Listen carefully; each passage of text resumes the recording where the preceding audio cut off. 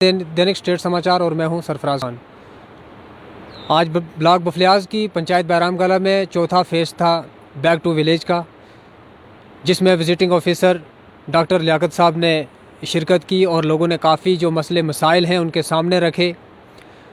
और एक बड़ी ख़बर मैं आपको सुनाने जा रहा हूं, जहां एक तरफ जो डॉक्टर लियाकत साहब जो विराजमान थे, उनके सामने लोगों ने जब अपने मसाइल रखे, लेकिन उसमें रूरल डेवलपमेंट के 3 अधिकारी ऐसे थे जिनके ऊपर काफ़ी जो है वो एलिगेशन लगाए गए, लोगों द्वारा एलिगेशन लगाए गए कि इन्होंने जो है वो लोगों से लूट खसूट की है, लोगों से जो काफ़ी रिश्वत ली हुई है।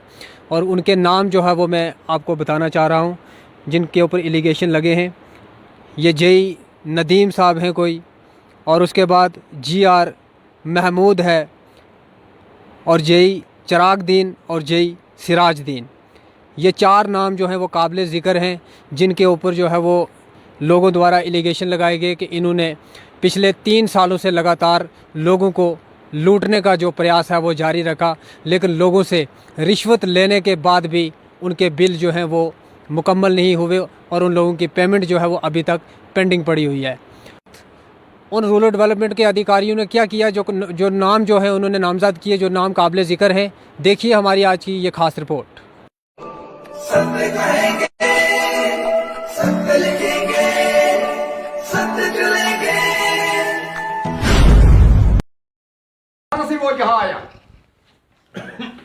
इस वक्त आप ये काम चेक कर लो, आप गैजेटेड अफसर हैं, काम चेक कर लो। हजूर एक हमें पैसा ही नहीं मिला, मटीरियल कहाँ है हमारा, हमारी वो लेबर पेमेंट कहाँ है 17-18 की, 19-20 की कहाँ है, 20-21 की कहाँ है। हाँ जी, जब तक आप इनको आमने सामने हमारे पेश नहीं करेंगे, आपकी नदीम है, आपकी कलम में ताकत है क्या, मैं बताऊंगा। आपकी कलम में ताकत है, उस ताकत के जरिए इन सबको हाजिर करो यहां और लोगों के आगे ये जवाब दें उस चीज का कि पेमेंट क्यों नहीं हुई, ये हमें मटेरियल का पैसा क्यों नहीं मिला। इससे बात करने से पहले एक बंदे से बात करना आपका, इधर आना जी। जहांगीर खान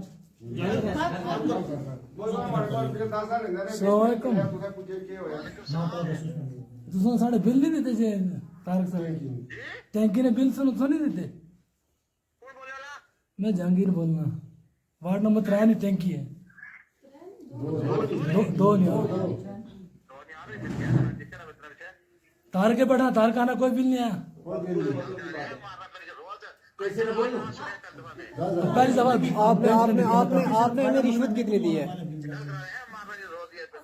10,000 रुपया देता, थोड़ा बिल नहीं काले कुछ मांग सकेंगे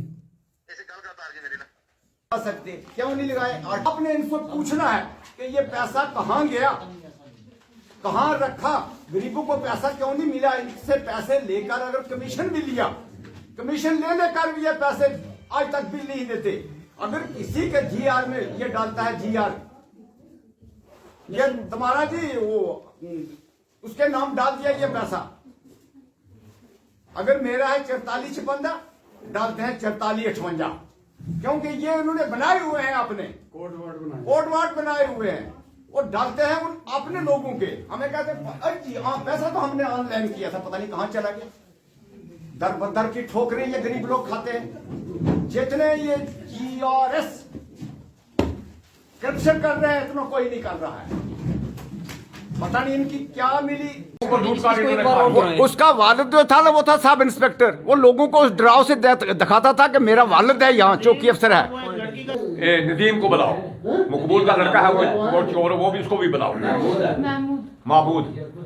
असली डाकू तो वो है, ये 3 डाकू हैं, दिन थोड़ा कम ही है लेकिन नदीम को ये था ना GRS और डाकू हाइड आउट, तो वो उसका लोगों को लूट का उसका वालिद जो था ना वो था सब इंस्पेक्टर, वो लोगों को उस डराव से दिखाता था कि मेरा वालिद है यहाँ चौकी अफसर है।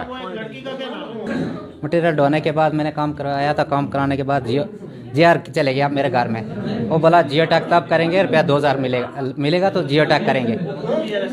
महमूद, मैंने बोला यार क्या करें, मैंने बोला इतना मटेरियल है, मैंने निकाला तो उसको दे दिया। थोड़े दिन गुजरे तो आ गया जेई का काम, जेई आया तो जेई ने बोला मेरे को मिलेगा 12,000 रुपया, तो तेरा बिल देंगे।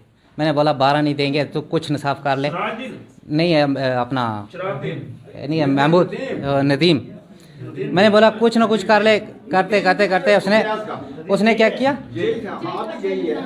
क्या किया, मेरे से कम 40 खिलाड़ी भी लिया और 8,000 रुपया भी दिया उसको मैंने। हो गया, बोला बिल दे देंगे। आ गया फिर JR आ गया।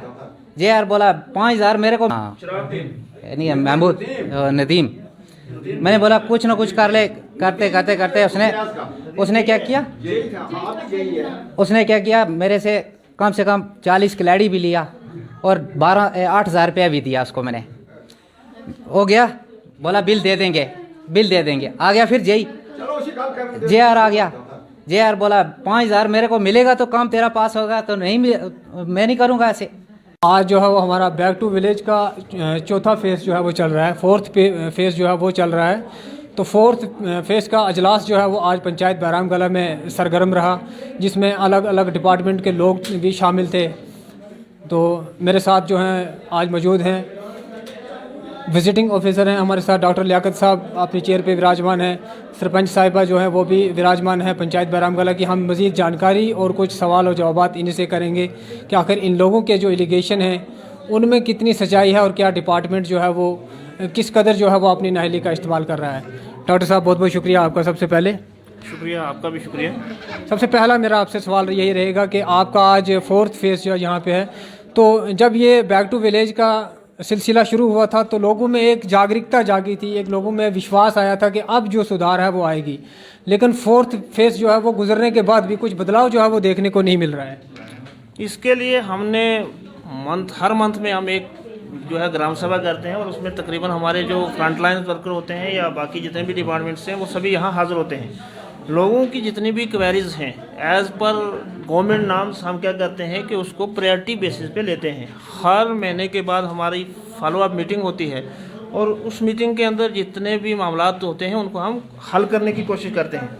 लेकिन कुछ मामलात जो हैं उनके ऊपर हम भी अटके हुए हैं, जैसे 2017, 18 और 19 के जो मामलात हैं वो पेंडिंग हैं। तो उसके लिए मैंने इसी मंथ में जो है नेक्स्ट मंथ जो हमारा मार्च है उसमें मैंने लोगों को बुलाया है। जो हमारे पहले जेज थे या GRS थे वो आएंगे, हम उनके साथ बैठेंगे और बैठकर इस मामले को भी हल कर लेंगे।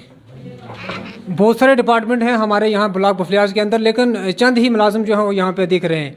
जैसे हम PDT विभाग की बात करें, वो मुलाजिम यहाँ पे जो मौजूद हैं, आंगनवाड़ी सेंटर के भी कुछ मौजूद हैं और दीगर के ही जो मुलाजिम हैं हमारे यहाँ पे मौजूद हैं। लेकिन अगर बात करें यहाँ पे बैराम कला के लोगों द्वारा जो है वो पंचायत पे काफ़ी एलिगेशन लगाए जा रहे हैं। अगर आपका आज यहाँ पे आना हुआ तो सिर्फ 7 पंचों में से एक ही पंच जो है वो आज यहाँ पे मौजूद है। तो इसमें आप क्या कहेंगे, क्या ये इन लोगों की नाअहली है, ये सिर्फ एलिगेशन की बात है, या ये लोग जो हैं वो पब्लिक को फेस नहीं कर रहे हैं? देखिए, मैंने ऑलरेडी 21 को जो है नोटिस को सर्कुलेट कर दिया था। उसमें जहाँ तक मामला रहा पेंचेस का, पेंचेस जो होते हैं वो लोगों के चुने होते हैं और उनको यहाँ आकर लोगों की बातें रखनी है, वो तो अपना जो है जवाब खुद देंगे। जहाँ तक आपने कहा कि जो हमारे एम्प्लॉयज़ हैं, हमारे 70% एम्प्लॉयज़ जो हैं इस वक्त भी यहाँ प्रेजेंट हैं। जो नहीं आए हैं, हमारी बैक टू विलेज की मीटिंग्स चल रही हैं इसी आपके बफलियाज के अंदर, बाकी लोग वहाँ अंगेज हैं, उनसे मेरी बात हो गई है और नेक्स्ट इंशाल्लाह वो मंडे को आएंगे और वहाँ जो जो मामलात होंगे और उनको हम प्रायोरिटी बेसिस पे लेंगे। तो जहाँ तक मामला रहा कि हमारे पेंचेस और सरपंचेस, इससे आगे तो उनने बहुत अच्छा तामन दिया, आज एब्सेंट हैं तो उनके बारे में वो खुद ही बताएंगे क्यों एब्सेंट हैं। या तो वो हमारे इस प्रोग्राम से खुश नहीं है या प्रोग्राम के अंदर कुछ कमियां होंगी तो वो आएंगे इंशाल्लाह, आई विल डू। तो क्या तवक्को रखी जाए कि जो लोगों ने एलिगेशन लगाए हैं कब तक जो है ये सारे काम इनके जो है वो सक्सेस हो जाएंगे?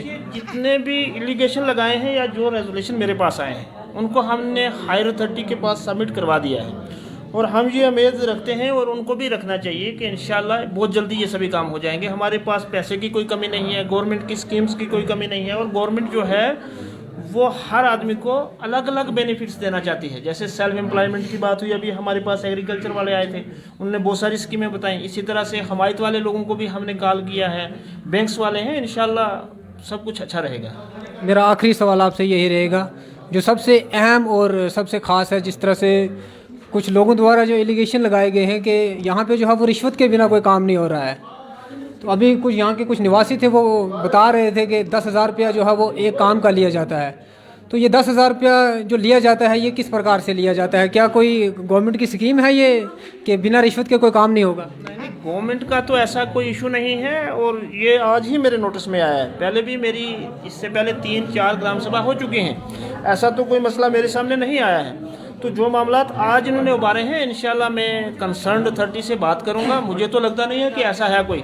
गवर्नमेंट से तो कोई ये नहीं है कि गवर्नमेंट ने फ़ी रखी है तो आप भी कहेंगे या कोई पब्लिक वाला कहेगा, ऐसा कुछ नहीं है। मुलाजम जो होता है वो गवर्नमेंट का नौकर होता है, उसको फ़ी तो होती नहीं है, उसकी सैलरी होती है। अगर ऐसा कोई मामला मेरे नोटिस में जो आपने आया है वो प्रूव होता है तो मैं उस कंसर्न जेई उस पर स्टर्न एक्शन लूँगा इंशाल्लाह, और उससे पूरा हिसाब लिया जाएगा कि गरीब लोगों से आप ये क्या कर रहे हो। डॉक्टर लियाकत साहब की आपने जो है वो गुफ्तगू सुनी है। तो हमारी सरपंच साहिबा यहाँ पे मौजूद हैं।